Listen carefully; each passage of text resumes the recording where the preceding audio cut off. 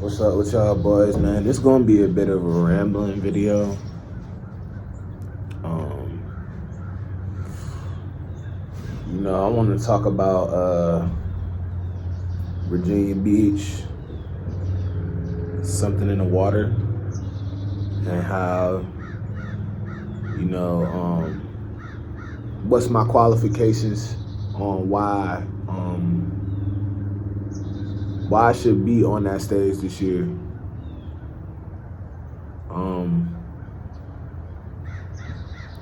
For starters, my name is Dejon Smith, but my stage name is Mojo God Day. I've been writing music since I was 6 years old. I'm 24 years old now, born in the year 2000, December 5th. I'm from a Caribbean heritage and of Caribbean descent, but born in Virginia Beach. Well, actually born in Norfolk, but raised in Virginia Beach. But I've traveled back home pretty much my whole life. We call where my family's from home, St. Thomas, 340. So yeah, that's the background or whatever. But why I feel like I should be there is because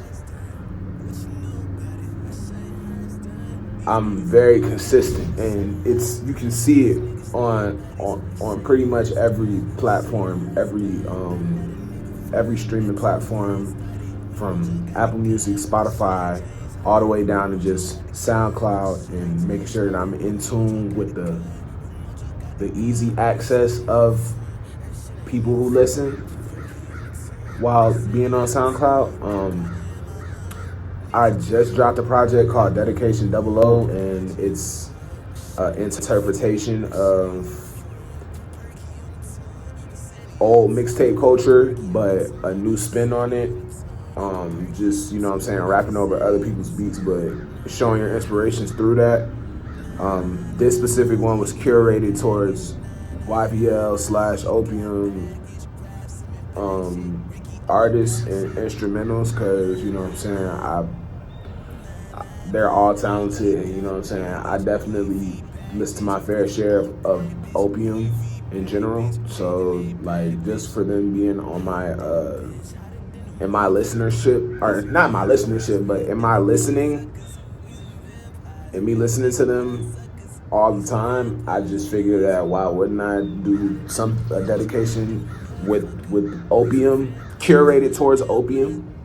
So yeah, but it was just a fun project. I literally did that whole project in a day, and that's another reason I feel like I should be on something in the water too, because I mix my own music, I write my own music, I record my own music, I mix my own music, and as of recently, I've been producing my own music. And I know that Chad Hugo and Pharrell Williams and Timbaland and artists of our community, which is Virginia Beach, they take production into their own hands. So the apple didn't fall far from the tree, the musical tree, that is, because I don't want anybody to think that I'm being parasocial with these artists or nothing like that, because I don't know nobody, but I'm just hopeful and manifesting, and I feel like it's a real thing, and eventually I will know them. So I just talk about them now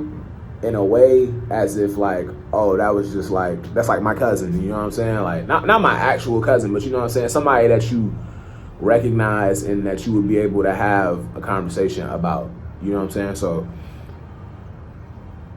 I have 2 projects on the way currently, and I should have them out this year, but one is called Dedication, one is Dedication 2, because Dedication 00, like I said, that was just like a side quest project. Like, it's cool, but I recorded it all in one day. It's meant to sound like that. It's meant to sound imperfect, but I have 2 projects that I actually been working on for a good amount of time now, and that is Dedication 2, which is another mixtape that's on other people's beats, but it's more broad towards the industry. This project will have beats from Clips, Pharrell, Osama Sun, Cardi, Tyler the Creator. Like I took the best moments that I knew of from 2025 and 2024, and I recorded my own rendition of how I would use those instrumentals and how I see it fit to tell my story. So Dedication 2 is a project that's gonna come out, and that is something that I have been manifesting that is gonna be bigger than the rest of my previous releases.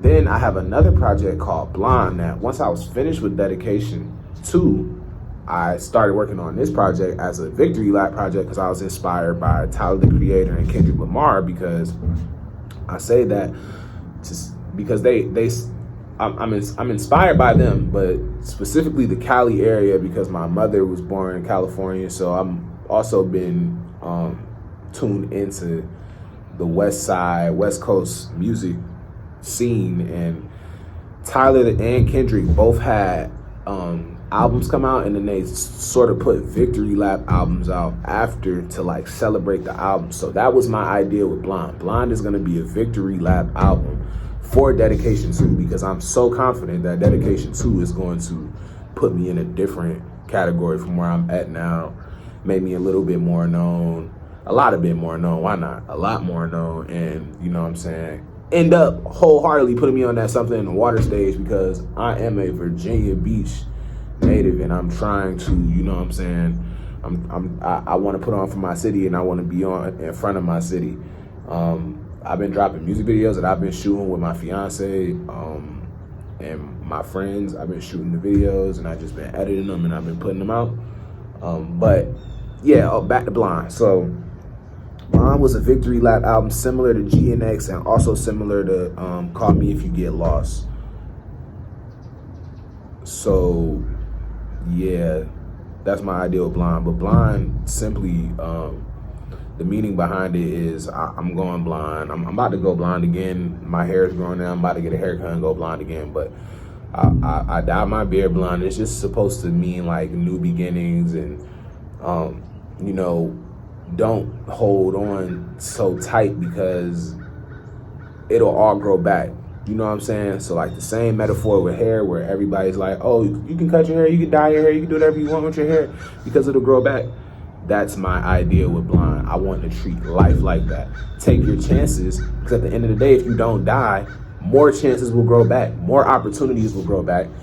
And we live in this scarcity mindset as black people because we're conditioned to do this. They conditioned us to be like scarcity mindset and, oh, I must clock in. I can't take a chance on myself because if I take a chance on myself, that money won't come back. No. I'm taking every chance on myself because at the end of the day, I watched my father work and then die of cancer at a very young age. And I'm gonna make sure I leave something behind that's physical, that's audio, that's everything that can be held. So once I'm gone, there's still pieces of me on this earth that can be held. And that can also be, you know what I'm saying, kept up and, you know. So yeah, man, that's why I feel like I should be on Something in the Water, man. I've been putting in work as of this year. But if you go check my discography, I've been putting in work for the last at least 10 years. For the last 10 years, I've been putting out a project every year. So with that being said, like I have a catalog, I have the qualifications, and I really want to sit down with somebody that can help me get on the Something in the Water stage. If you know somebody that can help me get on the Something in the Water stage, let me know. Put it in the comments, and I'll contact you specifically. But that is why I feel like I should be on the Something in the Water stage this year when it comes back around. And Pharrell, when you see this, I'm trying to do a whole tape with you on your beats, bro. Pusha T, when you see this, I'm trying to do a collab tape with you, bro. Malice, when you see this, I'm trying to do a collab tape with you, bro. Like, yeah, man, it's Mojo God Day. I feel like this video is now long enough to, you know what I'm saying, check out. But this is why I should be on Something in the Water.